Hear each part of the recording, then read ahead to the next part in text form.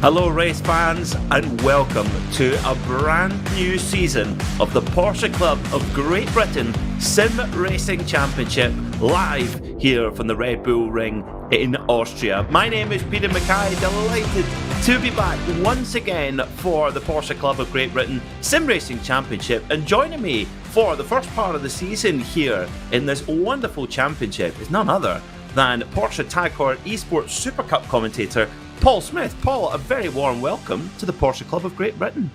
It's been a couple of seasons since I last did one of these rounds of the championship, and it's always fun racing in this championship, so certainly one that I'm looking forward to tonight. And the Red Bull Ring, I mean, my goodness, what a way to start a season off.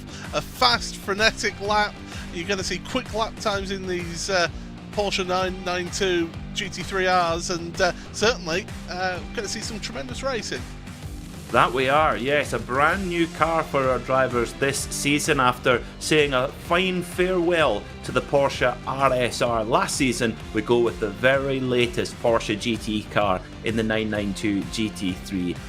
What a wonderful machine it is, and I can't wait to see how our drivers get on with it. So we start off our season here at the Red Bull Ring before moving a little bit across the border over into Hungary, near Budapest, to the Hungaroring. So 2 quite technical circuits to kick off the season. Then, in the middle of October, we're over in Japan, Fuji International Speedway, a wonderful racetrack that hosted the World Endurance Championship just a couple of weeks ago. Then we head to Mount Panorama, Bathurst, one of the greatest challenges anywhere in the world for racing. Then, on an equally narrow street circuit, Detroit Belle Isle, one of the first street circuits we've seen in the Porsche Club of Great Britain Sim Racing Championship. Then we go to the newly updated F1 circuit of Zandvoort, and we finish at really the greatest of them all, Le Circuit de la Sarthe, Le Mans. What a calendar we have, taking us up into the Christmas period. Well, the drivers are getting ready for their qualifying session. They've had a chance to have a practice so far today, and also last week, Paul, the organisers arrange in the off week. We race every 2 weeks, and in the off week, the drivers organise a fun race. The fun is in inverted commas, because it's a good chance for everyone to suss each other out. And I took my preparation to the next level. I went and had a race with them, Paul. And how did that go for you, Peter? You know, the first race, it went swimmingly well. There was a catastrophic accident at the first corner, which took out about half the field, and I found myself leading where I suitably gassed it. Still got on the podium, though. And then in the second race, I was, we've got our own resident John Cleland in the Porsche Club of Great Britain. Rob Sharp, just gone through shot there. The man is, in fact, an animal. He had me off, Paul. You got sharped, is what you got. I got sharped, yes. Well, I mean, I'm sure, with it being more of a fun race, you know, it's a bit more relaxed atmosphere, is that it's less pressured than this opening round of the championship, because you look at the format, and this is something that I like about this championship. You've got a tremendous format of racing coming on. You've got a short sprint race of 15 minutes, and then a longer feature race with an inverted grid. Some of the best racing I've ever commentated on has been because of inverted grids, so great to see those drivers to be able to get that opportunity of having some really good overtaking opportunities and being able to fight it out. And I always like those inverted grids because it gives people an opportunity to be up at the front of the field and get themselves a good result where maybe they've not got the best pace. I will hold my hand up and say that I'm one of those drivers, Peter. Likewise, yes, we're in our comfort zone here in the commentary box, aren't we? Great to see so many of you tuning in here on RaceSpotTV. Hello to Nick Wattenbach, who says, good luck Danny Jones, the Haribo Bear, he's back for another season. And Free Mem UK, it's not Free M UK, it's Free Mem UK 666. Let's go, Andy M. So thank you very much. Let us know where you're watching from, who you're watching with, and more importantly, what race snacks have you got in there as well. We're going to have a lot of new liveries to get on top of. That's one thing that the Porsche Club of Great Britain sim racers take very, very seriously, is their paint schemes. Peter Brill, well, he's actually channeling a little bit of the AO Racing Roxy Porsche there, I think, Paul. A little bit of the pink and that. I like that one. I'll go with that. I'm a fan of a pink car myself for a race car. I think there's a lot of people run that colour. I've for the last 5 or 6 years, I've always run pink as a driver identifier colour on my team paint. So I'm a big fan of the pink, that is for sure, and certainly is quite a vibrant design that catches the eye. So if I do get the name wrong for Peter, then I do apologise, but I should know better. Johnny Elia for the 1110s racing team that have a sim racing operation and real world racing as well. They actually race in the Enduro car races, so that uses the venerable Ford car. And actually there's an Indy 500 for the Ford car. It's actually 500 laps around Brand Hat's Indy, which I think is a fantastic name. So it's the other Indy 500. The Haribo Bear, Danny Jones as well, also back again with a little bit more Haribo influence to his paint for this season of the Porsche Club of Great Britain, something that kicked off in the dark times of COVID, where everyone was stuck at home and not able to get out and indulge their passion of racing cars, and particularly Porsche for this bunch. And here we are, 6 seasons later, and back for another lot of fun. And a new car, Paul, 992 GT3R, quite a lot of differences compared to the RSR last season. Yeah, certainly a very different car. I mean, one thing that the drivers will be thankful of is, of course, ABS and traction control on these cars. And I mean, the downforce on this particular car as well is spectacular for those drivers. So they're not actually going to feel too much difference in terms of downforce between this and the RSR. But certainly having those driver aids will just help drivers out there to be able to push it a little bit harder than maybe they would have last season in the RSR. I think that's very true, Paul. Particularly a circuit like this here at the Red Bull Ring, you've got a couple of big braking zones, and the anti-lock braking system that this 992 GT3R has really makes a difference on those particular circuits. But I totally agree with you, Paul. The dynamics of this car, this reminds me of the RSR 17 that we have here on the iRacing platform, which we used last season. It really just has that nice, that planted feel to it, and you've got the addition of the anti-lock braking system. It's a wonderful piece of kit. Sim Racing Magazine, they're back for another season. Paul Goffin running with them this season. See how they get on in their yellow machines. Hello to Ryan Walker, the other half of Double Scotch. He's a big fan of the Iron Dames livery, of course, the Iron Dames Porsche competing in the World Endurance Championship. And also Ryan Walker, the other half of Double Scotch, the other half of the Paul Tracy Fan Club Scottish chapter. I did see that a little bit earlier on, yes. I will say, because I grew up with Paul Tracy battling it out in the Penske against Nigel Mansell when Mansell went across to IndyCar in '93. When he was a very young Paul Tracy, let's be honest with that. Bespectacled Paul Tracy. Yeah, he was sort of like fresh on the scene for only a couple of years by that point. And I was never a big fan of his at that time. But as the years went on, you do like the no-nonsense nature, don't you, of the approach to, one, to racing, and two, to commentary. He commentates like he races, that's for sure, with absolutely zero compromise or care for what anyone thinks of him. Oh my goodness me, David Patching straight to the top of the timesheets in the livery competition. DP sauce, fantastic. So DP does not stand for Daytona Prototype, it stands for David Patching. Car number 61. Paul, you must appreciate that. Are you an HP sauce man? I'm gonna throw this out there. I'm not a fan of sauce on a sausage sandwich. I'm not a dry sausage sandwich. Well, a little bit of butter on your bread. On your whatever you like to call your bread cakes, whether it's a bread cake, a tea cake, a cob, whatever, a roll.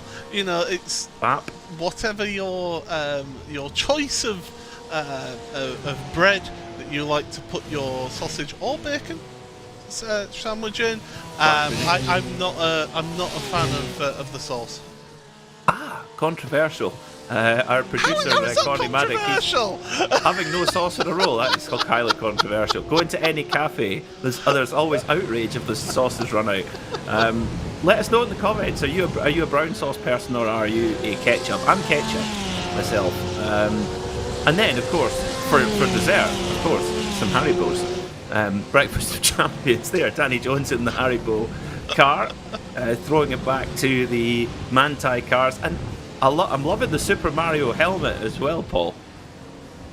Yeah, I could see that, and it's not bad at all. But I do like the Haribo livery because it is a very classic livery. It's so simple. That's what I like about that livery. It's just a simple. It's not too busy. It's just nice and simple. I think sometimes race teams can get a little bit too crazy with the felt tip pens and go a bit mad with the designs. But also, speaking of mad designs, here's Josh Bailey with his very bright purple. What was that? Purple and pink. So enough of a pink outfit. Loud. Yes. We won't miss that on track. Fantastic. One car actually, we just saw there for a moment. Gilles Gardner. Gilles Gardner tell you what, he was really quick in the fun race last week. Now that car, it will be. Gilles is a master livery painter. I mean, one of the very best livery painters I've ever seen, and designers, and has such a great knowledge of this past with Porsche, and has created paints for many drivers on the grid. I can't put my finger on what the influence of that is. I'm sure Gilles will tell us. But I'm going to make a guess. I think that is the Porsche 924 GTR. 924 GTR that took part in the Le Mans 24 in the early 80s with BF Goodrich tyres, and it won its class with Jim Busby driving it. I could be miles off, but that's my guess. I shall bow down to your great knowledge of think it was. of all things Porsche. I'm sure I'll be completely wrong. The car behind it, that I do know, is a throwback to the 1973 Targa Florio winner, and 1971 Targa Florio winner. That is of the 908-3. Now, it was Bootsy Porsche himself that designed those liveries, and of course they're paying homage to the sponsor, Gulf, with the light duck egg blue and orange arrows. That's very cool. I like that. Big marks there to Alex Owen, a newcomer to the championship. Now, I want to just go a little bit off topic here. Well, it's not off topic. It's to do with the Haribos. Okay. Now, I did see that there was a car up for auction, up for sale. And it's a different manufacturer. It's a Japanese manufacturer. I'll say the name, in Mazda. And they sold a limited edition 121 Goldie, which was 1,000 examples, and each car was finished in yellow paint, fitted with a set of Haribo wheel covers, the bear wheel on the wheel covers, and they even had the Haribo mascot on a Momo Sports steering wheel where the horn button was. That's next level. That's next level. Another one with Haribo. When Haribo were the sponsor of Manthey Racing, they actually even made, so Olaf Manthey, the eponymous team founder, who then sold the business to the Raider brothers, and then it's actually Porsche have a majority control of the company now. But at the time when it was Olaf Manthey's own shop, Haribo actually made a replica version of Olaf Manthey. So there was an Olaf Manthey Haribo bear, packs of them getting handed around at the Nürburgring. If anybody's seen Olaf Manthey, he's a big, smiley German with generous facial hair. Got to love a bit of facial hair, don't you? Of course you do. You got to appreciate a good beard or a really good moustache. Sideburns. Sideburns, yeah. Sideburns are key as well. I'm only saying that because I did notice that our favourite sideburn driver, not Jackie Stewart, from CP Racing, had actually trimmed the sideburns. I was disappointed. I grew. So I challenged in Estoril in July Shane Lewis to a sideburn growing competition, and basically he won by default because I didn't get to go. And now I really need to go to the hairdresser because they're absolutely out of control. 5 minutes left in practice here for the Porsche Club of Great Britain. Round 1 here at the Red Bull Ring. Have a quick run through the times. Defending champion with the number 1 on the door, Christian Zaruta in the flying bogey. He is flying with a 129.367 at this stage. James Cummings is in second, a 129.411, so it's tight at the top. And Mark Baxter-Jones, great to see Mark Baxter-Jones fighting at the front here in Porsche Club of Great Britain Sim Racing, 129.434. So the top 3 covered by 0.08 of a second in qualifying. That's fantastic. Johnny Cullen back to fight once more, 129.481. Austin Greatorex, he's in 5th at 129.6. Mark Johnson at 129.6. Johnny Elia 129.6. That, Paul, is, by my reckoning, that's the top 7 covered by 3/10. We've got ourselves a race on here. Yeah, I mean, you look all the way down to, 16th is just over 0.8 of a second covering them before we then get to the 1 second mark. And it's conveniently, all the pros are together covered by 0.8 of a second. So that just goes to show how close that is. And then you've got the AMs as well. They're a little bit more spread out, I will say, but certainly some good competitive times from them as well out there in this practice session. But of course, his practice session, once we get to qualifying, that's where the pressure gets on, because you've only got 3 laps to set your lap time. So the pressure gets ramped up in quality. And it is so easy here at the Red Bull Ring to step over track limits. That is the big thing to worry about here, is the track limits. If you think you're just okay and you step over and lap time deleted, and all of a sudden you end up staring down the barrel of a really poor grid position. So that's something the drivers are really going to have to be careful of when going out for that practice session. The way the drivers qualified in terms of Pro and AM classes, there's a pre-qualifying event prior to the season where basically the field is split in half. The top half who qualify, they do a qualifying run, and the top half go in Pro and the bottom half go in AM. And as you rightly say, Paul, it's worked very, very well so far here at the Red Bull Ring. I mean, the top 15 covered by 0.7 of a second is testament to the work done by the Porsche Club of Great Britain organisers who put on this wonderful championship, and of course our sponsors, Midas Simulation, Pirelli Tyre, Petro-Canada Lubricants, all big supporters of the club in general, but also of the sim racing. Stand 21 race equipment. You can't go racing without proper fireproof gear, and Stand 21, some of the very best. Stand 21, I always think of Laurent Aiello, winner at Le Mans in 1998 in a Porsche. Wow, yeah, I don't know why I think of that. It's a Stand 21, I think, Laurent Aiello. He wore Stand 21. Well, that's a name that I haven't heard for quite a while, actually, is Laurent. He's a spectacular driver. Not just in rear-wheel drive as well, he was spectacular in front-wheel drive as well. He could do it all pretty much, couldn't he? Laurent. So definitely, yeah, that is one. And of course, you can't forget the Porsche Centre in Chester as well. On the front of all these cars, who have been a long-time supporter of this series. That they have, yes. They've put up very nice prizes for our drivers for the last couple of seasons and continue to do so. Carl Hazelton, the dealer principal of Porsche Centre Chester, in this race, sitting with a 133.3 at the moment. Big welcome to one of our new sponsors as well in the Porsche Club of Great Britain Sim Racing is Derbyshire Holiday Homes. For me, now, you'll have to allow me this one, Paul, given you're from the beautiful county of Yorkshire. I've been to Derbyshire quite a bit in my time, and it's a beautiful county. Absolutely gorgeous. Great place to go for a holiday. Oh, the Peak District. Words. The Peak District is beautiful. Yeah, absolutely. And it's, relatively speaking, on my doorstep compared to yourself. So, yeah, definitely is a stunning part of the world. I mean, it is next door to Yorkshire, so I mean, I suppose we allow them to have some of our beauty. But yeah, definitely it is a lovely part of the world is Derbyshire, and yeah, go and visit if you've never been. Well, and of course you can't go to a self-catering holiday cottage without something to eat. So Woods Food Service, another of our new sponsors, get yourself a Derbyshire holiday home and get Woods Food Service to deliver the scran. There you go.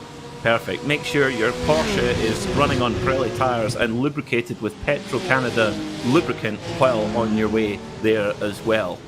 And maybe put some leading edge graphics on it as well. I think we've got everybody in there, Paul, by the end of practice. We're nailing this. We're off. Barney the flagman furiously waving the checkered flag like it's the last lap of the Daytona 500, and into qualifying we go. Now we've kind of set the world to rights already, Paul, but now down to business. 15 minutes of qualifying, time for action. Yeah, that was almost like we were in hour 15 of a 24-hour race, and now all of a sudden we're in the qualifying session of a sprint race. So, yeah, down to business. This is where it's important, and of course, the drivers will be out there on their own on track. Everybody's qualifying at the same time.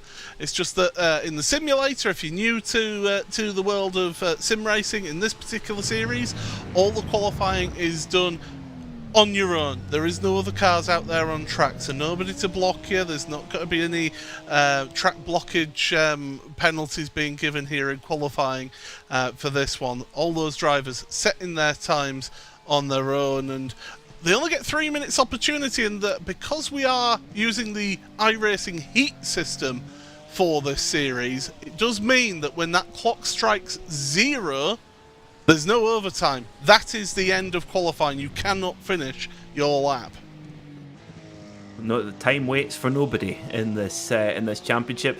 Qualifying conditions, track temperature 21 degrees Celsius. That's absolutely perfect. Nice and cool track temperature for the tyres, and Oliver Carbadine taking a fairly nice and smooth, gentle warm-up for his qualifying run, just getting himself ready around the penultimate corner. Really tricky section here, because you actually can carry more speed than you ultimately think. It takes a while to build up to it, and then don't get nipped for track limits on the way out. Carbadine with sporting the Derek Bell-esque helmet, loving that.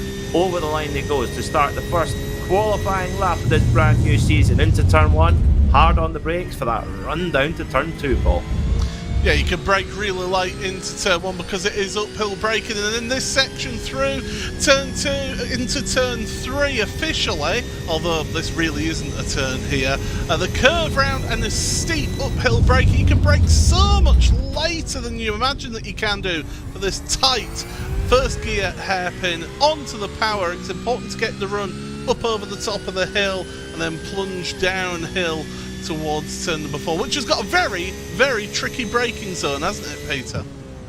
It is, if Rob Sharp runs into the back of you in the middle of it. Sorry, that's the last thing I'm going to mention of it, I promise. Yes, it is very, very tricky, and you're trying to get the car tucked into the apex and get it run through, and then into this super technical section here, kind of blind, long, awkward left-hander, and that is what can happen. Oliver Carbadine, the rear engine 911, just comes away from him a little bit there. So Carbadine will have to try and get the tyres cooled down a little bit, go for another run. Here we are with Fausto Pinto running the Ayrton Senna replica helmet. Fantastic. Using all the room on the right-hand side of the road there, then for this left and quick right. Straightening the wheel up, absolutely flat out over the curbs.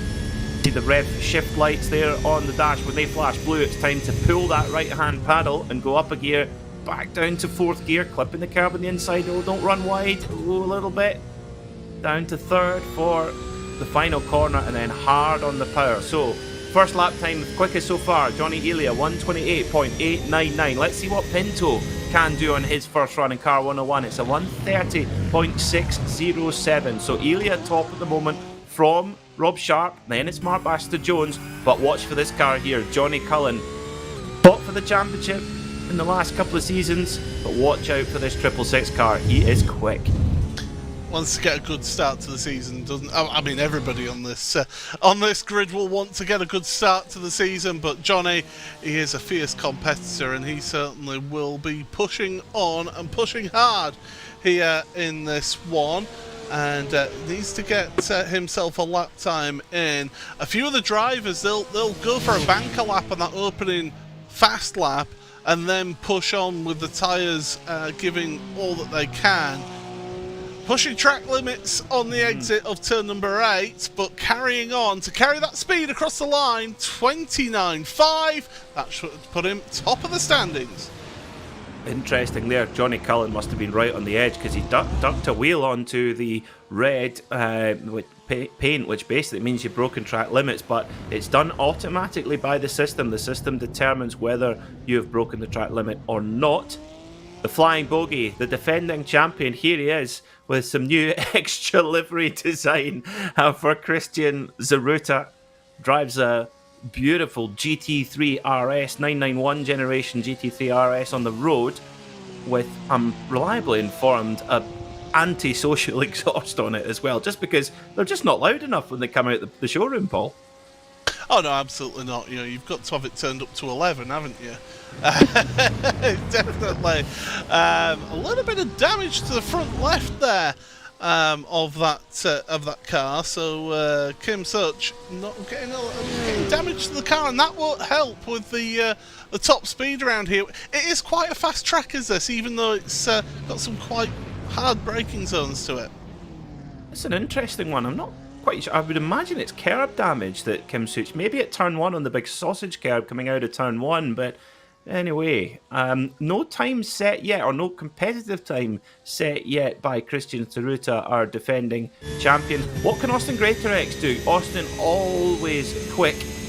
He's actually taken up golf recently, and he's getting himself well into it. Saw a picture of some of his scores. He's getting better all the time. Austin, a super quick driver, does a lot of track days, again in a GT3 RS, and does them all over Europe. So some of the circuits we're going to go to, Austin's actually got real world experience with. So let's see what this tight lap time's going to be. Greatorex has come close so many times. He's been in the championship since the very beginning, and he's kind of been the Danny Pedrosa of Porsche Club of Great Britain Sim Racing. He's been so close so many times. Is this the season where he's able to win the championship? Let's see what this first lap time on the board's going to be. Cullen is top at the moment with a 1:28.9. He's 6/10 clear. It's going to be 1:29.9 for Greatorex. Does it count? No. So that's so last lap for Greatorex. If he doesn't get a lap time in here, he's going to be starting at the back. And this is why it's important that you get yourself a banker lap in that first hot lap, just so at least you've got a time on the board. Because it is so easy to break track limits around here, you got to allow yourself that little bit of a pressure reliever. Oh, Cullen running very wide through the final corner, and I think that cost him, you know. He's coming to a halt there, and Cullen, 28.9 is just incredible lap time. 28.9, that's half a second quicker than anybody went in practice. That's remarkable stuff from Johnny Cullen, and quite a statement. So Austin Greatorex in the Harry King-esque BWT water car. Let's see what he can do. This has got to be a banker, but it's at the wrong end of the qualifying run. Tsuruta, defending champion, does get at lap time in. He's a 1:29.3, 4/10 off Cullen, but he'll start in the front row of the grid critically. Let's see what Greatorex can do then. He's got to get something on the board here. Running the Lechner Racing paint. Of course, a team native here in Austria. What's it going to be? 1:29.5. Does it stick? No. Oh yes, it does. Joe, it was just delay there. 4th. Whoa, that was a clutch lap there from Greatorex. And I think he compromised his lap as well slightly, so I do think that he's got a bit more time in that car to be able to do that. But Christian Tsuruta, is he able to pull out just over 4/10 of a second? You can see that gap to the leader there, 0.411 of a second. Last corner, it's all on the line. No, this is a slower lap. So one more lap to go then, we're being told, for Christian Tsuruta. So right now he's on the front row of the grid. This is last chance saloon. Christian's got a lot of real world racing experience, used to race a Caterham, so knows what it's like to get the lap done under pressure. Running the Lewis Hamilton tribute helmet there. And then look at how brake, 100 metre, actually beyond the 100 metre board, whacks it down from 6th gear down to 1st. Just like that. Think what the gearbox has got to go through there. And then hard on the power, using that classic Porsche 911 traction. In fact, it was at this circuit, or at the old version of this circuit, where Porsche raced an ABS system for the first time back in 1971. So, and that ABS system being put to the test there, going into the braking for turn 3. Tsuruta, 21.8 in sector 1. Oh, a bit of an oversteer moment there. I don't know if that's going to help, Paul. That might be the lap gone. Oh, that's definitely it. gone. Yeah. Yeah, No, the rear's definitely gone now. rear tyres are overheated there, and you could just see after that first slide through turn 5, as soon as he went and turned into turn 6, he just knew that he needed to back out of that lap because he wasn't going to improve that one. But it shows you the finite levels that these drivers are running to. Lap time's still coming on board though. Peter Brill here. He's just going to come across the line to finish another lap here. So, yeah. One or two drivers will take the opportunity to get some extra practice in while they can, which is I think what Peter's doing here, but my goodness, what a lap time from Johnny Cullen at the head of the field. Remarkable, remarkable. 0.4 of a second advantage. And when you compare it to the practice times, I mean, pulling 0.6 of a second out of the fastest time in practice, that is stepping up to the moment there for Johnny Cullen. In the AM class, Amrik Sashdev is on pole position in the AM class as things stand, with Gilles Gardner. Oh, Gilles Gardner missing out by, quick maths, 52 thousandths of a second for that AM class pole, Paul. Incredible. And it just, again, it goes back to the point you made in practice. What a good job was made of the split between Pro and AM, as well as to how close that is out there. Sensational between the two of them. And I mean, Josh Bailey's not that far back either, you know, so we're really close at the front of AM here as well. In fact, a few of your AMs beat out Chris Byram, who is a stalwart of the series and somebody I've commentated on quite a while. Yeah, Chris Byram, that's not like him at all. So perhaps maybe he had a couple of laps cancelled for track limits, and on the lap he did get in, maybe made a mistake, because that's not indicative pace for Chris Byram. No. Our resident Chris Akabusi, when you'll see why on earth do we call him after a morning show fitness instructor.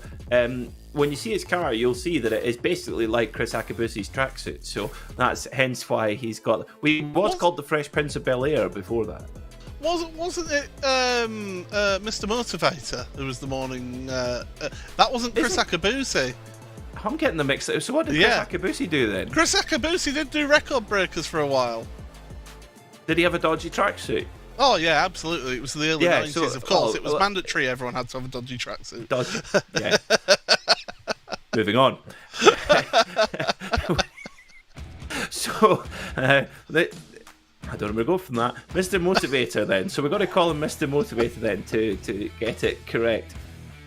So who have we got then? So that is amazing stuff from Gilles Gardner. He's been working hard over the off-season, I think, Paul, because Gilles, you wouldn't mind me saying this, was definitely not challenging for those top positions in class. Now he is right up there and put himself as in the reckoning for the championship.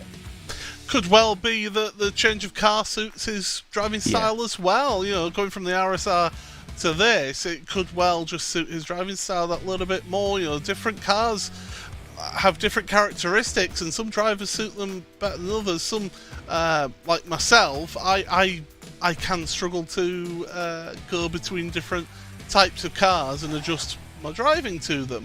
So I naturally suit understeery cars a bit more than I would something that's quite pointy and the back end kicking, bouncing around on me. But you know, definitely some car characteristics will suit other drivers more than others. Yeah, I totally agree, and we saw that last season when we went from the 992 Porsche Cup car to the RSR. Yes, both cars didn't have ABS, but the RSR does have traction control and a huge amount more aero performance as well. So we've had 3 different cars in 3 seasons here in the Porsche Club of Great Britain, and many, many returning drivers. For me, that 992 GT3R, I think it's the friendliest package of any Porsche GT car ever seen on the iRacing service. The 991 that on the iRacing platform, it just never felt quite right. The 992 Cup car is, and particularly the 991 Cup car, which we started off the championship with back in 2020, was a knife-edge machine, and it didn't suit everyone. For me, I think this is the car that really you can get up close to your limit with quickest. It's a really confidence-inspiring machine. For me, it does feel a bit like an RSR with anti-lock brakes, which is kind of the dream, really, I think. And certainly these drivers will be loving that they have those anti-lock brakes, especially on lap 1, cold tyres going into turns 1 and 2 of this round. They will, yes, they will, and that's we have a standing start here in the Porsche Club Great Britain Sim Racing. That's something that these cars are not designed for. They're designed for a rolling start, and this is how they will roll off for the opening race of this 2023 season. Johnny Cullen and Christian Tsuruta continue to be the front runners in the championship. They start on the front row alongside Johnny Elia and Austin Greatrex on row 2. Then row 3 is James Cummings and the returning Mark Baxter Jones. On row 4 will be Rob Sharp alongside Sim Racing Magazine's Paul Goffin. Then it's Oliver Carradine for 11 Tenths Motorsport, with Carl Sharkey, Caravan Carl, returning for Shark e-bikes in 10th. Then row 6 sees Mark Johnson alongside, we've got Danny Jones alongside Fausto Pinto. Then it's Amrik Sashtab, our AM class pole setter. Well, the drivers are very keen to get going. Johnny Cullen going to lead us away from pole position for this 15-minute sprint. The first race of the season is go here in the Porsche Club of Great Britain. Perfect getaway from Johnny Cullen. Christian Tsuruta tucks in behind as they go through turn 1, jostling for position. James Cummings there getting a little bit cozy with one of the other drivers. Oh, a little bit of checkup going on there further down the field as well. But more or less, looks like they've got away clean over the run through turn 2, completely flat out and braking hard for turn 3. So it's Johnny Cullen from Christian Tsuruta then leading through, and this is a bit of an overtaking opportunity there into turn 3. Johnny Elia's got there in 3rd, Greatrex in 4th, James Cummings in 5th. Yeah, you'll slowly start getting a little bit of field spread here as well as we go along. Because of those hard braking zones and everything checking up, it's that little bit of field spread in the early going. But everybody behaving themselves, it seems. Carl Hazelton's had issues out there and he's struggling at the back of the field. And I think Paul Tomlinson didn't actually take the start of that race. But two at the front are trying to break away in the early stages here, Peter. Yeah, but Johnny Cullen's wasting absolutely no time here, but Christian Tsuruta is going with him in true bunch racing fashion. Christian, with his Caterham experience, we're used to staying in a pack and going with the leading pack, and that is a pack of 2 right now with Cullen and Tsuruta. Then it's very close for 3rd. Elia's got Austin Greatrex all over the back of them. Then it's the flying Filippo of James Cummings there in 5th, who was very, very fast in the warm-up race last week as they all bash over the sausage curb on the exit of turn 1. These cars can take that sausage curb as well. Very comfortable. Well, I wouldn't say very comfortably, but they can take it. They're a lot more forgiving than some of the cars that you can race here at this venue. But drivers just sort themselves out. A little puff of smoke with a little bit of a light locking of the wheels. So the ABS being pushed to the absolute very limit. But yeah, everybody's having a good opening to this race so far. But certainly nobody making any rash moves at the moment. They've only got a 15-minute race here, though, don't forget. Yeah, it's quick, it's fast and furious. For Josh Bailey got a big help from another driver right behind him coming out of turn 3, the very tight right-hander. Got a bit of a shunt from the rear, and you've got to be careful with the rear damage on these cars. There's a much bigger diffuser than there was on the 991 GT3R, so there's a lot of rear aero, a lot of aerodynamic grip that's generated by that diffuser at the back of the car, so you don't want to damage it. And we've got Carl Hazelton, oh no, it's Ryan Penny, his teammate, off again. Oh dear. Ryan Penny, who had such a breakthrough season last season, and it's not started off in the ideal fashion. So the Porsche Centre Chester team of Carl Hazelton and Ryan Penny not off to the best of start. Ryan gets into the back of the KFC car, the 888 machine of Mark Elvin. Oh dear. Yeah, that was. It's not really an overtaking opportunity into turn 5. You can make a move, but you've got to be a lot closer than that to make that move and to have it stick through that corner, because it is such a sweeping corner at 5. But more side-by-side action a little bit further up. Fausto Pinto involved in all of that. That's just outside your top 10 in 11th. Yeah, very, very tight there as well. Mark Johnson in the Brumos coloured car. Looking to have a look there. He's sitting 13th just now behind the Rusty Roast machine of Stuart Clark. Fausto Pinto in 11th. One of our front runners in AM last season, but into the pro class this year. Sashdev, Amrik Sashdev, he's leading the way in AM, 15th overall, but he's got Gilles Gardner right behind him right now. There they are at the back of the shot, so really, really close in AM. Is that going to be the story of the season, Amrik Sashdev and Gilles Gardner? Now, Amrik Sashdev, a very keen golfer. I wonder if he's had much time to practice his sim racing with the golf season being in full flow leading up to the championship this year. Did I ever share with you what my handicap is? Go on. It's golf. As they're going side by side into one, that's a nice change of position for Sharky then on Carwadine. So Oliver just having to lose that position for the time being, but he can get a good run at turn number one. That's a great move there from Carl Sharkey, returning to the championship once again. One of our original drivers, in fact one of the drivers who raced in the very first sim race with the Porsche Club of Great Britain, which was a sprint race with Cayman GT4s at Lime Rock Park, and he got on the podium, nearly won the race in fact, but back at the front Johnny Cullen had to go big defensive there to keep Christian Saruta at bay. So Saruta in the flying bogey in second place, putting Johnny Cullen under big pressure here, and great to see Saruta running the number one plate as well. I'm a big fan of the number one plate. I think it should be mandatory. Oh yeah, I think it should, because at least it helps any newcomers to a series like this, or to any motorsport really, to help identify who is the previous season's champion. I'm a big advocate for putting the number one on the car, and to show that, yep, that's the target for everyone else from last season. Now Saruta, feeling that he's got a bit more pace than Cullen in front of him, and even making that move into turn 4, a 29.9 compared to a 30.0, so 10th faster for Saruta. But Johnny Elia behind, he's getting a bit of a charge on as well. He put in his personal best lap.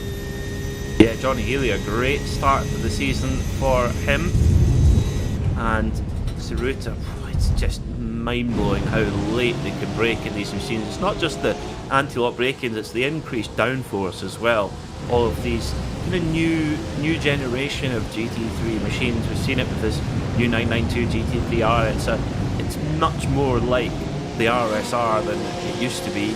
And you look at the Ferrari 296 GT3 that it's got to compete with now. The game is moving a lot. Fausto Pinto and Stuart Clark battling away here as well. Clark on the inside here. Pinto's going to try and go round the outside. Pinto's lost a couple of positions there.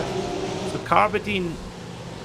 so Stuart Clark has got past Pinto, and now Johnson's going to go and pass Pinto. So Pinto's not had a good lap there. A little bit of battle scars on the side of Mark Johnson's Brumos throwback colour machine.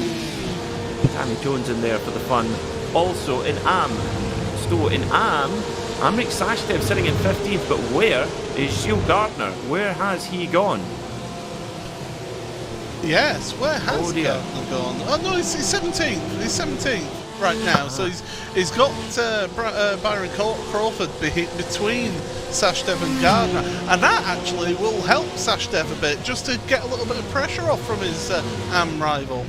That's huge. Yeah, that's a great rear gunner, and Sashdev's got to play it careful though. He doesn't want to lose too much time if Byron Crawford tries to make a move on him and then throws him back into the clutches of Gardner. That is what you've got to be really worried about. Now at the front of the field, Johnny Cullen is checking out, but Saruta is falling back into the clutches here of Johnny Elia. So Johnny Elia in third place, chasing down the flying bogey, car number 1 of Christian Saruta for second. Austin Greatrex always there, always in the conversation. You know that if Austin Greatrex is, as long as he doesn't have an incident on lap 1 where he's taken out by somebody, or very, very rarely makes mistakes of his own, to be honest, he's always in that leading pack, always in that conversation.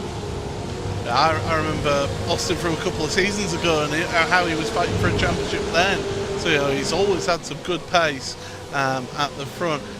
the lap time from last lap, Tsuruta didn't lose the lap time in the last lap, so I wonder if he got a slow down penalty at the start of this lap. You can get one by running too far wide, either here at this corner or at turn number 1. So the lap times as they come across the line, yes, 1:30.3. That was 1.2 seconds slower than your race leader. Wow, that means Cullen is absolutely tearing at the moment. Yeah, in the low 129s, he's flying, and he's really opening up that gap now. Greatrex just losing the scent of Elia a little bit, and Elia, he's got his sights set well forward on the bright green car of Christian Tsuruta. 5.5 minutes to go in this opening heat. Remember, we've got another race, the feature race, coming up where the top 20 are from race 1. The result from race 1 is reversed, and that sets the grid for the 25-minute feature race. Oh, Elia gets into the back there. Elia gets into the back of Tsuruta, and that is allowed Greatrex to come in for the fun. He's going to have to go the long way around if though is Greatrex, and I don't think that's going to be happening, but he can get a cut back here if he's fortunate, if he can keep that momentum up, but no, he's had to go back into formation flying here with Elia. But you can see how just one little mistake can take you from being on full-on attack into, oh, I need to look at my mirrors and defend here.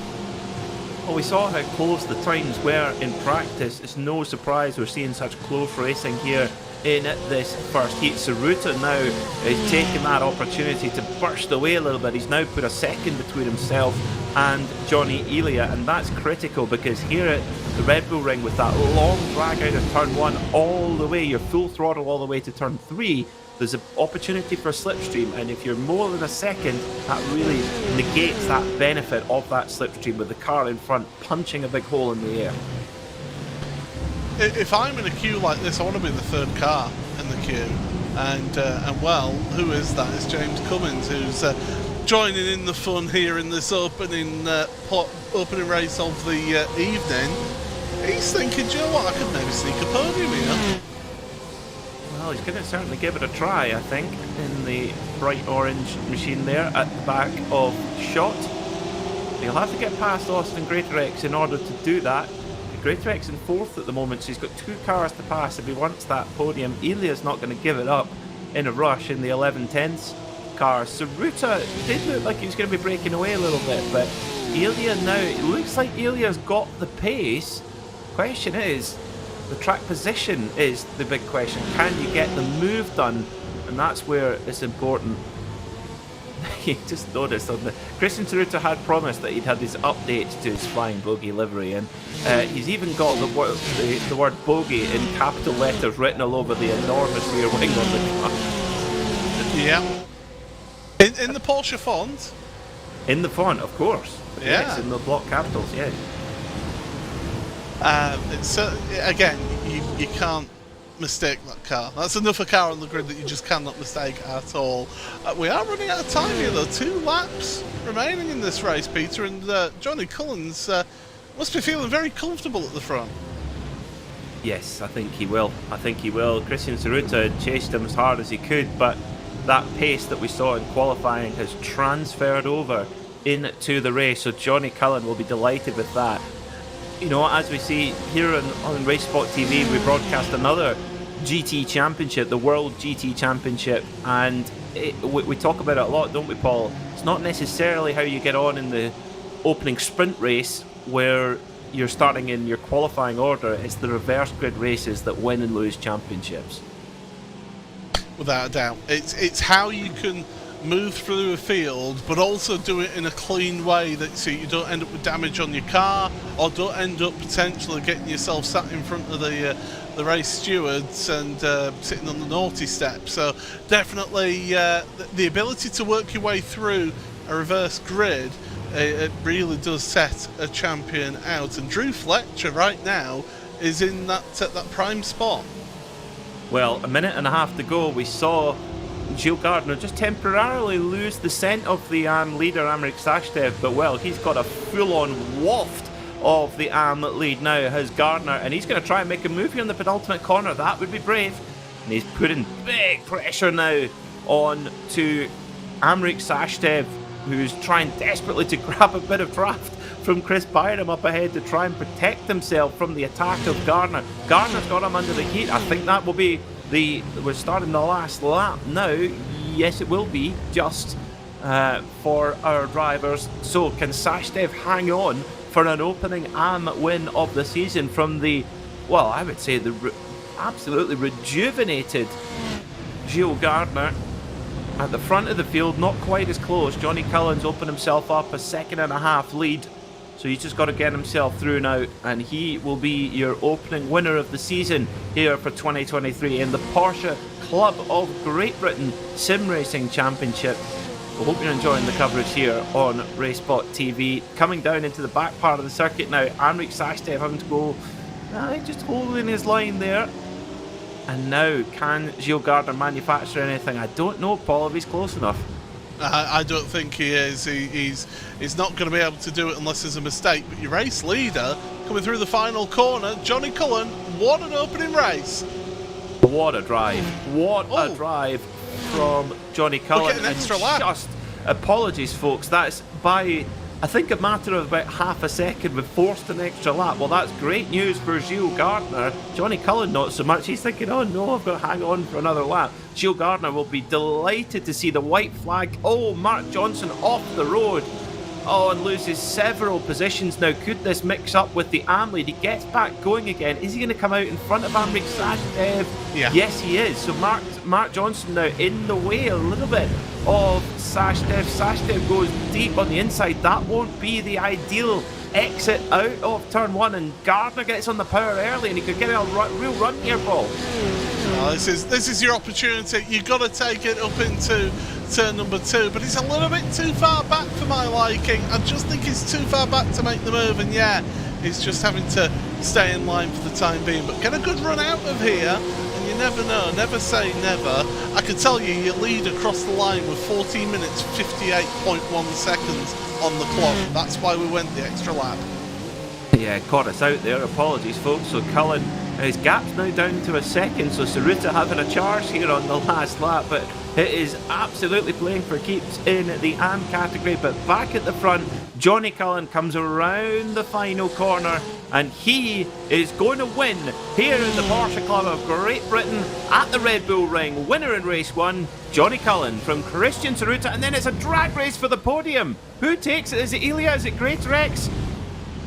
It's just Elia from Greater X, and Carl Hazelton in there as well, running a lap down.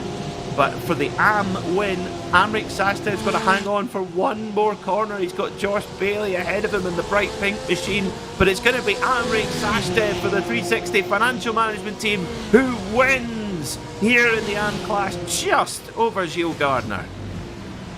Tremendous stuff, absolutely tremendous stuff in this opening race of the evening, and the best part about all of this, Peter, is we get to do it all again for an extra 10 minutes in our feature race.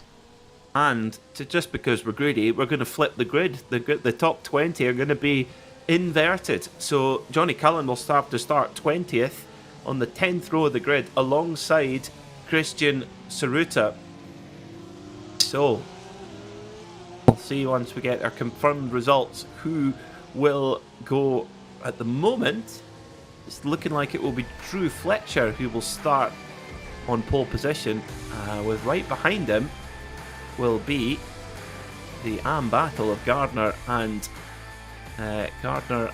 Sashdev. Going to be fantastic. Johnny Cullen then your winner by 1.1 seconds from Christian Saruta. Then it's Johnny Elia rounding out the podium. Austin Greater X returns to the championship with a 4th place, and James Cummings round out the top 5. Mark Baxter-Jones was 6th, Rob Sharp in 7th, Paul Goffin was 8th, Carl Sharkey for Sharkey Bikes in 9th, and Oliver Carradine rounds out the top 10. Stuart Clark for Rusty's Roast was 11th, finishing just ahead of Fausto Pinto. Then it's the Harry Bobert, Danny Jones. Byron Crawford was 14th, Chris Byram in 15th. You would expect better than that.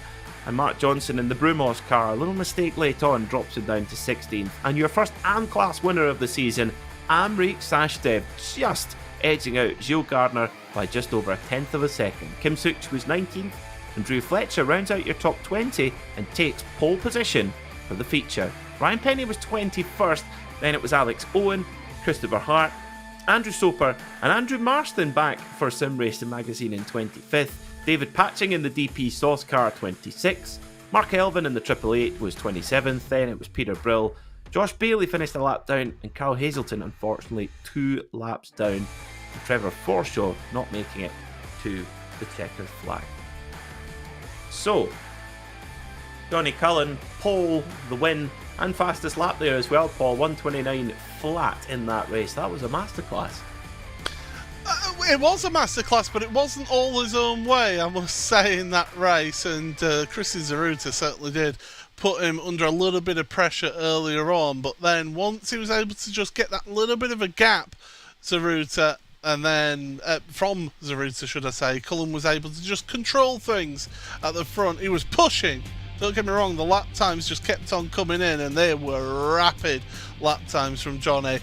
But he was just controlling things up there at the front as well to manage that gap.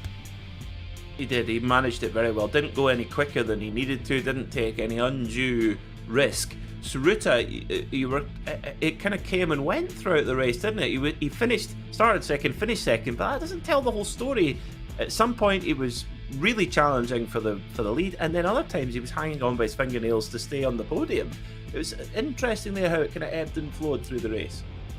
I do genuinely think it was a mistake that allowed Johnny Elliott to be able to come in and to challenge for that second place, and it just goes to show how you so quickly can go from attack to defence in this track. I said that when we had the little bump between Ilya and Zaruta as well. So that front gaggle, that front group of cars for second down was certainly some good racing, but there was some really good racing further down the field as well as that.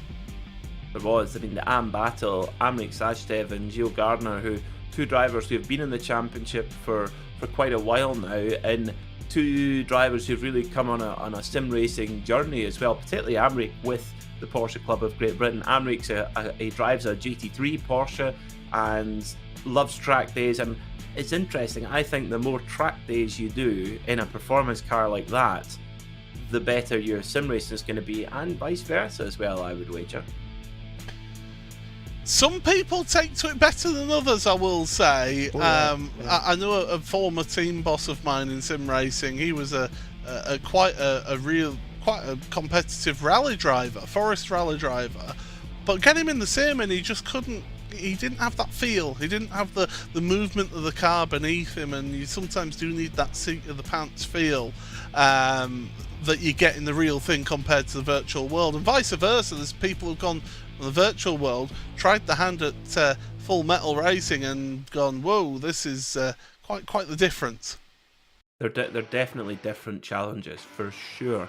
But I do think there's transferables as well that you can learn, especially when you're progressing. Even from, if you've seen a track, and I know that with having driven around Knock Hill, I'm definitely got an edge compared to where I would normally be racing on the sim in Knock Hill, and vice versa. The more sim time I've done on Knock Hill, when I go on the track, you just feel that little bit more familiar, that little bit more comfortable. Well, a very quick warm-up session for her drivers has taken place, and more a chance, I think, to nip to the toilet, I think, before getting on with our next race. 25 minutes is the distance, and we will start with, of course, a 20-car inverted grid. Paul, that is going to really shuffle the pack. It is going to shuffle the pack. It's going to give some people a tremendous opportunity to get a good result here in this second race, but it's also how we see those drivers who were up at the front, Johnny Cullen, Christian Zaruta and co, how they're able to move through the pack in this opening race. Red Bull Ring isn't always the easiest track to overtake at, so it's going to be a real challenge for those drivers out there. Well, let's take a quick look at the grid then before we go into the feature race here in the Porsche Club of Great Britain. 25 minutes is the distance, and the top 20 in the running order from race 1 are reversed. Drew Fletcher and Kim Such start on the front row. Then it's Gio Gardner and Amrik Sachdev in the AM class, with Mark Johnson and Chris Byram on row 3. Then it's Baron Crawford, Danny Jones, Fausto Pinto and Stuart Clark, with Oliver Carradine and Carl Sharkey on row 6. Then it's Paul Goffin, Rob Sharp, Mark Baxter-Jones, James Cummings, Austin Greatrex and Johnny Elia rounding out the top 18. Then it's our front row from race 1, Saruta and Johnny Cullen. Ryan Penny, Alex Owen, Christopher Hart and Andrew Marston round the top 24. Then it's Andrew Soper, Mark Elvin, David Patching, Peter Brill, Josh Bailey and Carl Hazelton running out the top 30, and Trevor Forshaw, Paul Tomlinson due to start from the back of the grid. Well, here we go, standing start, not the usual thing for these Porsche GT3R machines. It was Cullen who got the start right last time. The revs begin to rise, ready to unleash that Porsche flat 6 into action, waiting for the green flag. Let's go racing at the Red Bull Ring.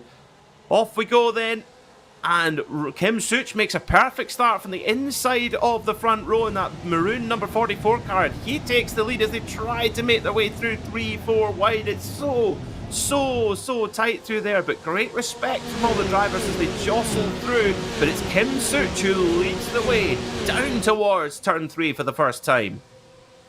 Yeah, but for how long? Because Drew Fletcher wants a piece of the lead again, and that's what you get, the better run off of the hairpin and a run to the lead then.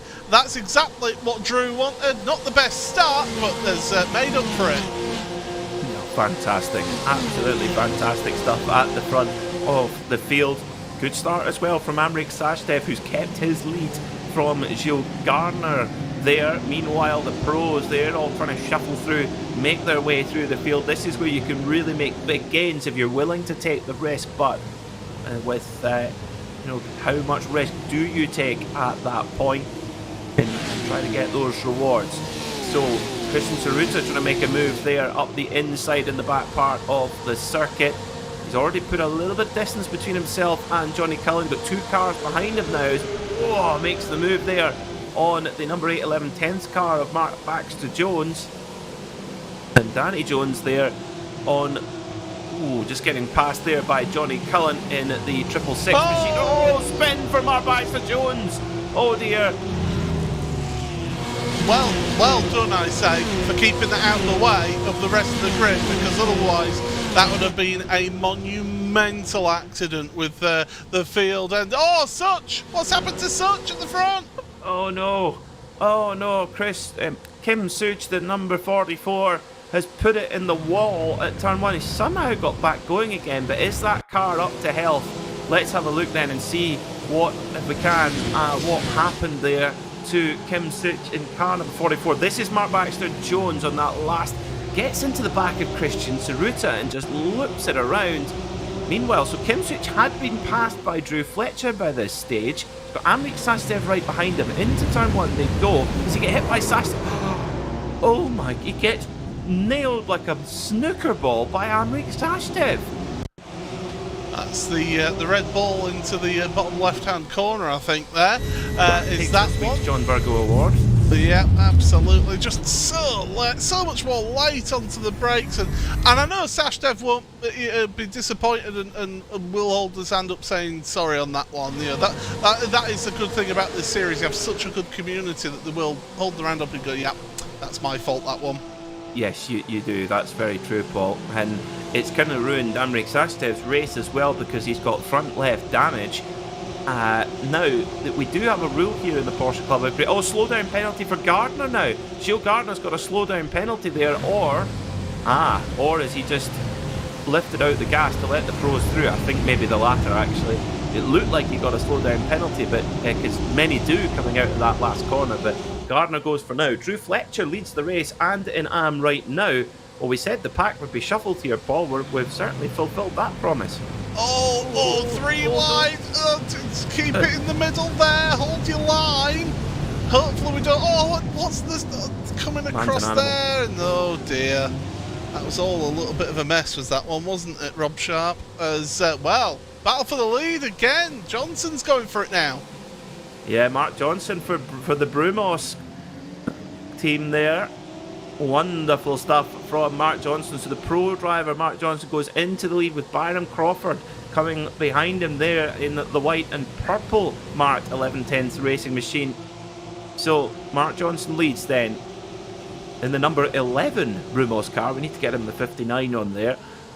though. It's Johnson from Byron Crawford, then Mark Fletcher still leads in AM, though he's third overall. He's got Stuart Clark right behind him, and Austin Greatorex has made a good start. He's up to 5th. Likewise, Saruta in 6th. Johnny Cullen, he's just picking his way through gently. He's up to 9th, so he's made great moves, but doesn't want to lose the scent of his rivals.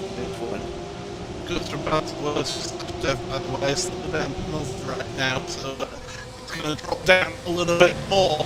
But yeah, Greatorex and Saruta, they've been siving their way through the field, haven't they? A bump and a badge there for Stuart Clark and Austin Greatorex then. But yeah, 12 and 13 places respectively for those two moving through the field. It's certainly been a great... Oh, bringing it to the inside.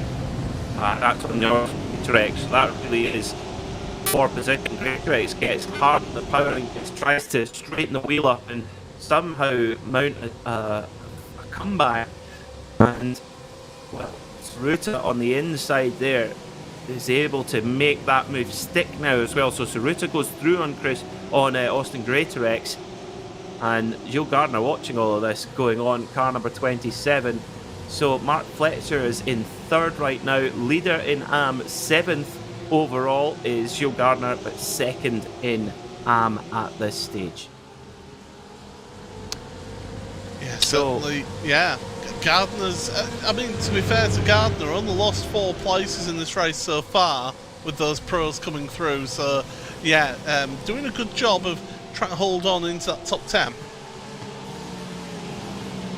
So, the 18 minutes to go then. It's a long race here. Oh, a little bit wide there for the 23 of Stuart Clark, and that's given him a slowdown penalty, so he's had to get out of the way and slow down. That is something that the iRacing service, the simulator, gives you automatically. If you step too far over track limits, you will be told to basically slow down and give the time back. So that's what happened there. So he has to get out the way of the racing line. Oh, the Haribo Bear has backed it into the wall at turn 1, and he's turned his 992 GT3R into a touring specification, which actually would enhance its value quite significantly. He's going to have a shock when he hits the brakes into this next hairpin though. No rear downforce from the wing. Hopefully he knows that he's got that damage there. But yeah, that's certainly that's not going back on the forecourt this evening. That's going to be heading out as we're looking back, and so that's a separate one for Christopher Hart then at turn number 1, and so easy to just clatter the walls. But this is what happened to Danny Jones. Looks to the inside of turn number 1, down the inside, and they're just going to quarter panel. Yeah, 2 into 1 doesn't go. Yeah, I don't know where Amrik Sashdev was meant to go there. Yeah. He was, really crowded out. There was nothing that Sashdev could do, and yeah, there goes that lack of rear downforce. So, the Haribo Bear in a twirl here in the Styrian Mountains. What a pity. Byram involved in an incident further back as well with newcomer to the championship, Alex Owen. Oh dear, this has been a disastrous start to the season for Chris Byram. We expect him to be further up the order. So what happened then? Car number 78, Chris Byram missed the motivator, and oh no. Well, what can you do about that? Nothing. Yeah, and the problem is if you try and back out of that hard and go into the brakes whilst you're turning, you can unsettle your car and end up with your own spin and your own accident. So there wasn't a lot that Chris could do in that situation. Oliver Jarwadine had a slowdown penalty on this lap. So a few of your top pro drivers are getting caught out by the track limits here. They are indeed, and that we expect that at the Red Bull Ring. It's very much a feature of the circuit. So now the interesting thing is after 17 incident points, the drivers are given a penalty. So they're given a drive-through penalty. So I think we're going to see some drivers get those 17 incident points. The way they're handed out is thus: they will have 1 incident point for stepping over track limits, 2 for a spin, and 4 for heavy contact with another driver. Now, you can get rear-ended by somebody and still get those 4 incident points. So we've all had races on iRacing, haven't we, Paul, where you feel you've done nothing wrong, you've been bashed about, and you've run out of incident points before you've even got going. Yeah, it is a no-fault system on iRacing. Some people have controversial takes on that, and some people do want things changed, as there's the router to the inside, and Fletcher's going to give him the space there, and I think he's going to allow Greatorex to go past as well. This is a good showing from Drew Fletcher, to be fair though. It's taken, what, 10 minutes to get to the point of Zaruta and Greatorex coming up to him, and still fighting it out on the outside, not giving this one up as Drew. Yeah, he's having a right old fight here, isn't he? His Austin Greatorex. Fantastic stuff. Brilliant stuff. And Cullen, he's just slowly but surely making his way through the field. Johnny Cullen now up to 6th overall. He's got Drew Fletcher ahead of him. Drew Fletcher's got to be careful here. And there you go. Drew Fletcher actually just gives Cullen the room to make that move and loses the minimum amount of time. Now, why is that? You might think this is racing. You don't want to let anyone through.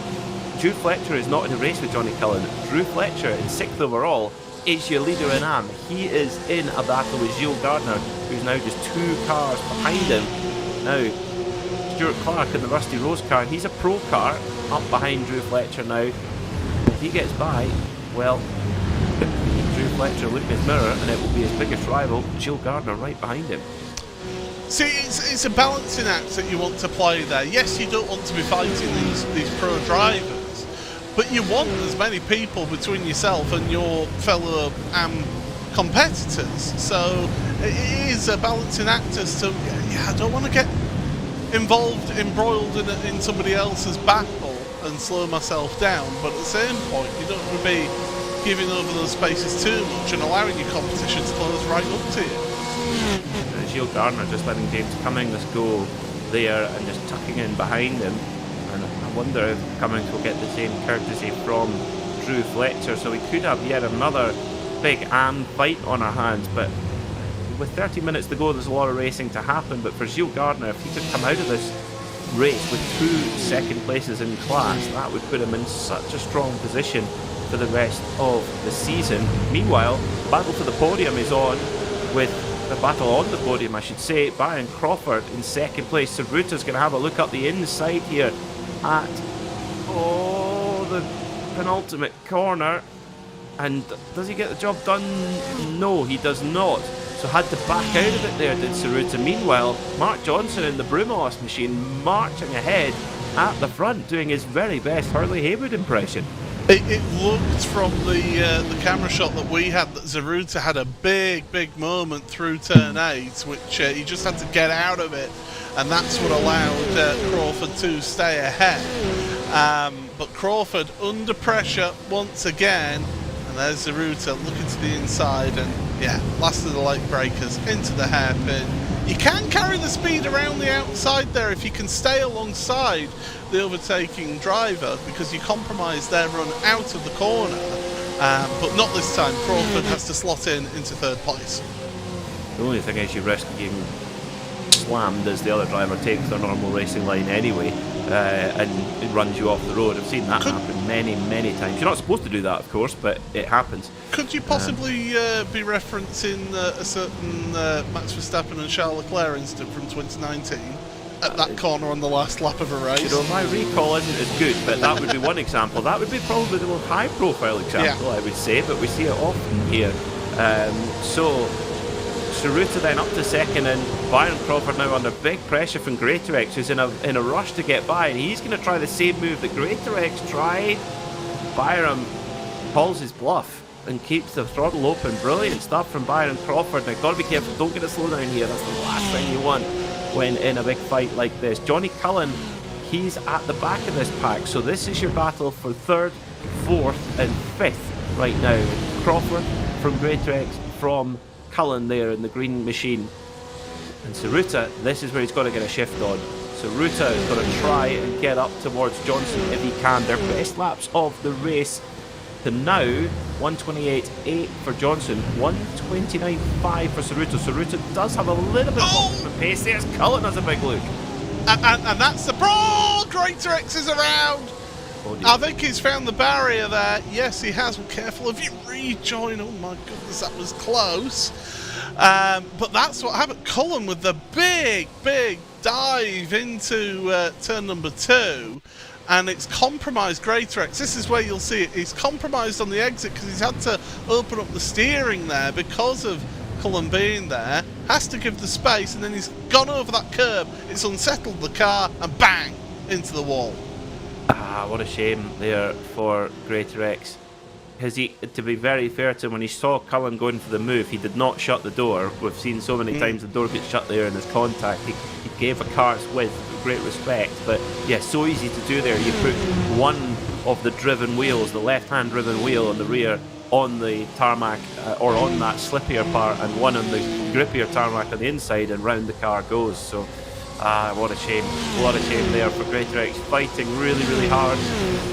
So Johnson, his lead is down to almost nothing now. Christian Saruta is all over the back, so the flying bogey is stuck to the back of Johnson's car. Have you seen the lap time difference on that last lap, by the way, between Saruta? No, the last lap. The 1.5. I think it's more of a there for Johnson. Yeah. Has moved to fifth. So good stuff there from James Cunning. Can he hang on to it though? Stuart Clark on the right hand side is shot. Going to try and hold him off as best as possible. He's hitting the brake. He's going to but Stuart Clark's not done yet, but Cunning is deep on the brake. Can he get it tucked down and hold the position? Yes, just about. So Mark Johnson is now going to have to go into big defensive mode in the lead to hold off Christian Saruta. And actually for Johnson, it's really going to go defensive here because he almost wants to back Saruta into Crawford, Cullinan and co. And try and mix things up a bit, because that's his best chance. He's not going to be able to pull away right now. Yeah, Johnson, he's just got to keep calm and keep on and pushing on all that he can, but Saruta is all over him. And certainly looking into turn 1, that's not normally an overtaking spot, but maybe try to force a mistake out of Johnson in front and a big mistake behind Crawford that allows Cullen to come up alongside and ahead. I suspect that Crawford might get a slowdown penalty for that as well. He was way off the circuit there on the outside of the corner. That's freed up Cullen. So now it's game on. Christian Saruta will now look in his mirror and see Cullen there, and Johnson just gives a car with him, no more. This is Saruta's opportunity. Was alongside, he's going to go hard on the brakes. They nearly touched there as well. So great move from Christian Saruta. So the defending champion Christian Saruta hits the front here in the Porsche Club of Great Britain Sim Racing Championship. Mark Johnson in the gorgeous Brumos liveried machine drops back to second. Now, the question is, can Johnson hang on to second? Can he hang on to Saruta? Oh, problem for Cummings. Oh, Cummings off the road now as well, from 5th down to 7th now. Yeah, very slow off of turn 5, so either all on it, and I think this is going to be all on his own here. Going into turn 5, carry a bit too much speed perhaps, and yeah, like a pendulum, that back end, the rear engine of that car, around it goes, and unfortunately does lose a couple of places. What a shame the flying Calippo turns into a twister there. What a pity. I noticed, Paul, that some of the cars in the field are running on Pirelli tyres and some are Michelin. Very strange. Of course, they should be running on Pirellis, given it's the official tyre of the Porsche Club of Great Britain. Get down to your local Pirelli Performance Centre and get them fitted to your Porsche. Whoa! Dumped in the wall. Who's that? Oh dear, that's Fletcher. Oh my word. That was on the straight. Drew Fletcher gets quarter panelled and thrown into the wall. So who is that behind him? He just... So they get onto the grass. Oh dear. That's all a little bit messy as that. That was, I think it was Cowardine, wasn't it? Yeah. That was trying to drive down the grass. There's two. I see two rules. I see two rules of thumb there. One, don't crowd somebody on the straight. So Drew Fletcher's got that. And Cowardine, don't keep your foot in it if you're getting crowded on the straight. I don't think Cowardine's alongside enough anyway. But you do have to remember that you do have to remember one crucial thing. You are racing on the internet, and there's around Gus Fletcher again, and that's it, because he's got that damage. He's struggling to get that car back to pit road, and you can see it's crabbing, and there's very little that Fletcher can do here to try and hang on to this. He's doing a sterling job just to try and get it back to pit road. I would have maybe thought of parking the car with it being that bad, but he's certainly trying his best. But yeah, you've got to remember you're racing on the internet here, and you've almost got to give other drivers a little bit of a bubble to others. As there goes Cullen to second place. Oh, that was a very slow Johnson off the corner. Yeah, something not right at all there for Mark Johnson. It even seemed a shade conservative, even if he was letting Cullen go. Strange. So he drops back to third now, does Johnson. So Saruta leads from Johnny Cullen. So we saw in race 1, Cullen qualified on pole, pulled away, and got the fastest lap of the race. So he appeared to have the best one-lap pace. In this race, starting with the 20-car reverse, Cullen starting from 20th, Saruta starting from 19th. Saruta now appears to be the driver who can pick his way through the field just that little bit quicker than Cullen, and we are on for a thrilling championship battle. Gilles Gardner, with Drew Fletcher's demise, now leads in AM. He's got Johnny Elia right behind him, but his next AM rival is Josh Bailey, who's 14 seconds down the road. So for Gilles Gardner, 3 minutes 40 seconds to go. Well, he can wave all these drivers by, and he's quite happy in his class leading position. Yeah, I mean, it's a big difference, isn't it? 7 spots between himself and Josh Bailey, and Gilles doesn't have to fight hard here, can just, you want to make a move? Yep, you go ahead, be my guest. And, well, Johnny Elia had a little bit of a tougher time working his way through the field than Saruta and Cullen. And again, you can see how if you can keep alongside, you can get the better run, taking that wider line through the hairpin there. You get on the power much earlier, and now Elia under pressure from Sharp and Cowardine.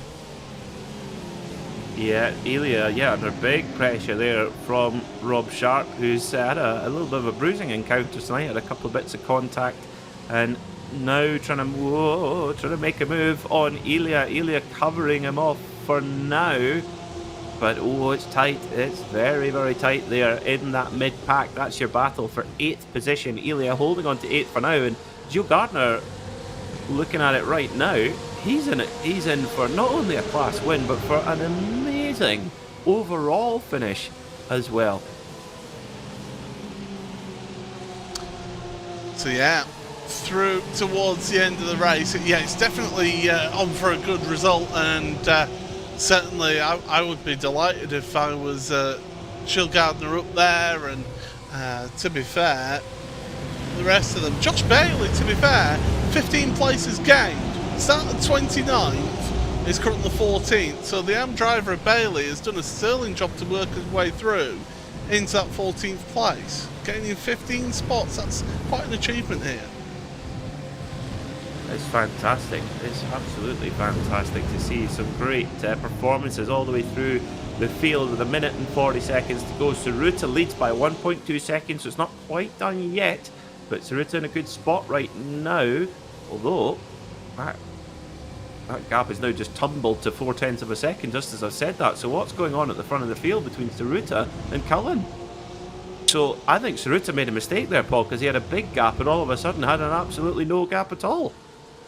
Yeah, that almost screams either a slowdown penalty or a slide or something like that.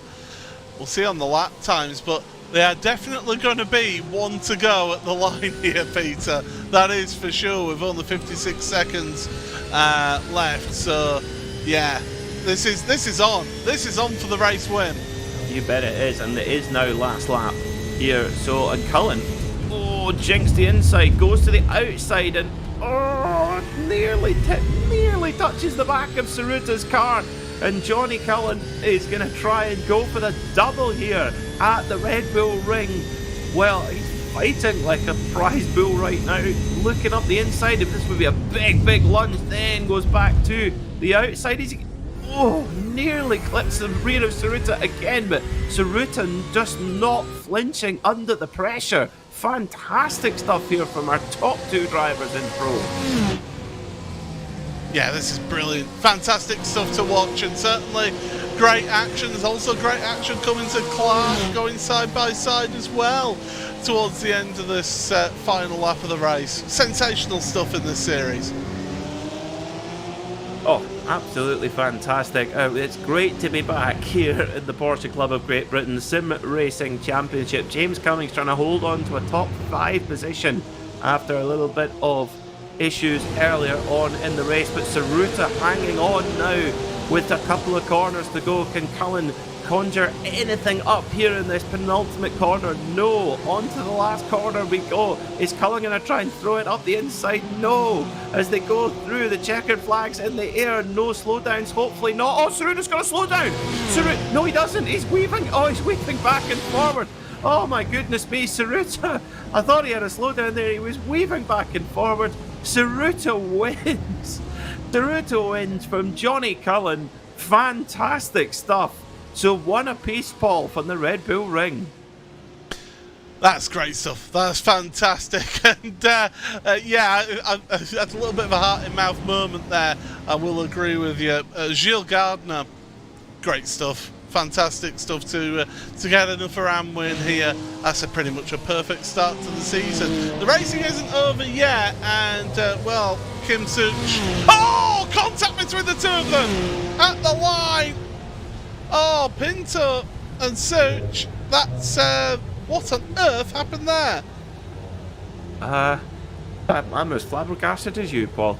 Kim Such, after getting the whole shot into turn 1 on lap 1, and it's ended up in a bizarre wreck on the last lap. Let's have a look then. So Pinto's behind Such in the red machine, and Pinto... Oh dear. Pinto shouldn't have been that far out anyway. There was never making that corner in a million years. Well, and that would have been a slowdown penalty as well. Yes. And he got it onto the grass. He was full throttling it, knowing he's going to end up over the grass, and knowing, like you rightly say, Paul, he's going to get a slowdown penalty. Oh dear. That's not good. Not good at all. What a shame for them on this. Now, what I didn't see, Paul, did anybody get a drive-through penalty there for incidents? Because with only 17 incidents allowed, I'm quite flabbergasted if they did. Chris Byram, I believe. Ah, okay. So, anyway, after all that, after 17 laps of hard racing, Johnny Cullen your fastest lap, but your race winner is Christian Saruta from Johnny Cullen, and Mark Johnson getting the Brumos machine up onto the podium. Fantastic drive. Byron Crawford was 4th, with James Cummings in 5th. Johnny Elia finished in 6th, with Rob Sharp there in 7th, and Gilles Gardner, man of the meeting for me, your winner in AM, 2nd place in race 1. He will leave Austria with a championship lead in the AM class. Fantastic. Austin Greatorex recovered from an accident at turn 3 to finish 9th, and then it was Oliver Carradine coming home in 10th. Paul Goffin was 11th, with Mark Baxter Jones in 12th. Josh Bailey, 2nd in AM, in 2nd place in that class in 13th overall. 14th overall, and another AM podium was Amrik Sashdev. Mark Elvin got home in 4th in AM and 15th. Great drive from him. Chris Byram was 16th after a drive-through penalty. Then it was Ryan Penny, Stuart Clark, Andrew Soper, Danny Jones. Unfortunately had a crash early on in the race. 21st was Peter Brill, followed by David Patching, Andrew Marston, Drew Fletcher, and Fausto Pinto. That accident at the end costing him, finishing in 25th. Then it was Christopher Hart, Carl Hazelton, Kim Such, Alex Owen, And Kawasaki, unfortunately, internet issues. Starlink internet not playing ball, and Kawasaki not taking the start. Trevor Forster and Paul Tomlinson likewise not taking the start. So we're going to have some very happy drivers to chat to, but we'll start off with our winner in race 2, the feature race winner. Christian Saruta is going to be down there with our very own Paul Smith. Well, Christian, congratulations! My goodness, you were made to work on that one, weren't you? Through that final race. Oh, do you know, on that penultimate lap, I don't know if you saw it, but I clipped the gravel on the exit at the right hand at the bottom of the hill. I was like, oh no, because I knew Johnny was kind of lurking somewhere. I was quite comfortable for the entire race, and that mistake brought him right into the mix for the last lap. I was like, oh, here we go. Right. So that explains. We were sat here wondering, why is that gap suddenly come down there? That was that was something to see. But certainly, let's just touch on the first race as well, the sprint race. A really hard battle between yourself and Johnny to start off with, but then you had Johnny Earlier and co behind you putting the pressure on. Yeah, again, just another these new GT3Rs. They're really hero to zero pretty quickly if you get it slightly wrong. I had a bit like on the quali lap, had a little oversteer moment into the first corner, and that dropped Johnny. And then I was looking in my mirror at the other Johnny behind me. So need to obviously a little bit rusty after the last few months, so need to sharpen up a little bit. Well, you certainly can't be rusty with getting a second place and a win here today. Congratulations, Christian, and well, all the best for the next round. Cheers, buds. Cheers. There we go, Well, Peter. Yeah, so at least we finally got to the bottom of what happened there for Christian at the end of that last race. Yeah, it was a strange one, wasn't it? Just that little, tiny little mistake, but he hung on for it. Now, one man I'm really looking forward to speaking to here is Gilles Gardner. Gilles joins us now. Gilles, first of all, congratulations on a superb pair of results here at the Red Bull Ring. How are you feeling? Wow. Yeah, that was something. I'm feeling great. But yeah, can't believe it, really. Gonna keep pinching myself now. Just kept it steady and kept it on the road. So it was difficult to try to find spaces to give slack to get, there were cars that were much quicker than me. I knew starting behind me. So it was just a matter of picking those moments and watching sort of watching the gaps, but at the same time not wanting to watch the gaps too much. And it's a tough technical circuit, so there's not too many places where you can just lift and let there was no point in me ruining their race. Their pace is much quicker than me, so let them go and then just get back into the rhythm. Good start, and then a few things happened, and I think turn one was it was a little bit of a touch between two cars that meant that I got through, and then it was just kind of keeping on the back of the small group that was in front of me. So I was really surprised that there weren't more that got past me. So I'm really happy.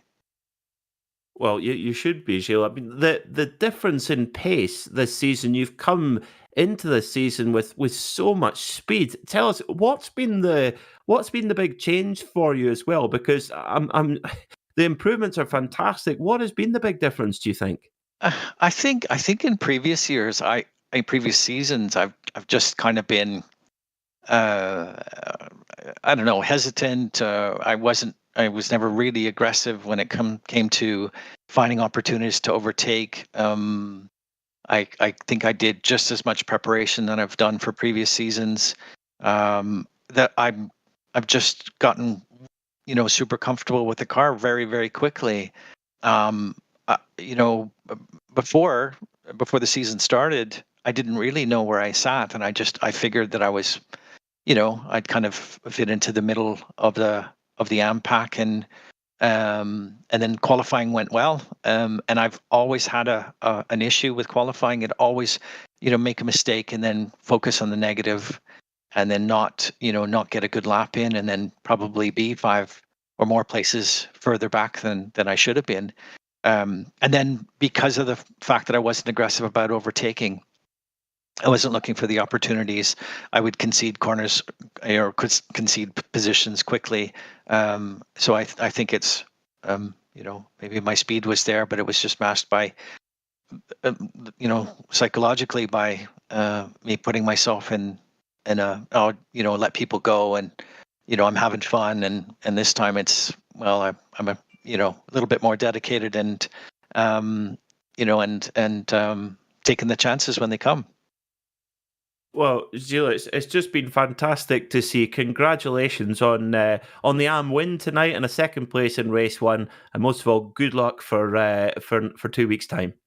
That's great. Thank you very much. Thanks to you guys as well for making all of this that much more realistic and fun. Great to watch back, and this one I'll cherish for a while for sure. Thanks, Gilles. That's brilliant. So we're complete, Paul. Our first race of the season in the books. What did you make of that? Well, I said it was going to be fast and frenetic racing, and that's certainly what we got out there. A little bit of rubbing is racing as well, but you expect that around here at the Red Bull Ring. And certainly it was an enjoyable evening, that is for sure. Next time out the Hungaroring, that's a bit of a different challenge because it's a bit more technical, I would say, and you've got to have a bit more patience about things there. That you do, and it takes a lot to get the very optimum out of the circuit as well. There's so many corners that you think, oh, can I carry more speed? The answer is yes, you can, or you got to work to it. It's going to be a real challenge for our drivers, and who wants to put in the big preparation over the next 2 weeks? Well, join us for that in 2 weeks' time, same time here on RaceSpotTV. Thanks to all of our series sponsors here in the Porsche Club of Great Britain Sim Racing. We couldn't do it without you. Be sure to tune in to us here on RaceSpotTV in 2 weeks' time. Thank you for watching.